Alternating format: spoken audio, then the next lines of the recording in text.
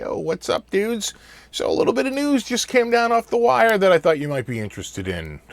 Gibson bankruptcy the restructuring plan has been approved, and all of the litigation surrounding the case has been settled. So it's going to go through. It's going to happen, and basically means that Henry's out. He will be gone, and they'll bring in the restructuring officer who will act as the chief, and Henry will stay on as a consultant for I think 1 year.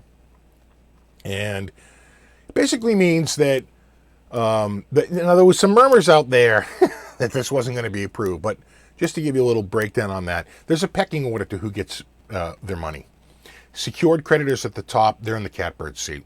Then you get secured bondholders, followed by unsecured bondholders, followed by unsecured creditors. These guys at the bottom, these bottom feeders, they have got to raise a stink. So they object to everything and they pound their fists on the table and all this stuff. What that does, and they sue and they litigate and they claim fraud. They do all kinds of stuff because if they don't, they're going to get nothing or close to nothing.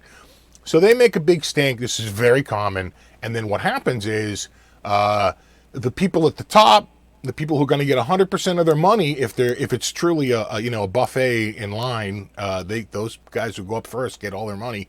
They say, you know what, we'll take less. We're still making a profit or close to it, or a little bit over it. Not the profit we wanted to make, but whatever. We just want to get this to go through. So they'll take a little bit less. That'll free up money for people at the bottom, and it sort of greases the wheels of litigation to let this thing get settled and go through. And that's exactly what seems to happen right here. So the discovery is ended, the litigation is ended, multiple suits have been filed. That's all over.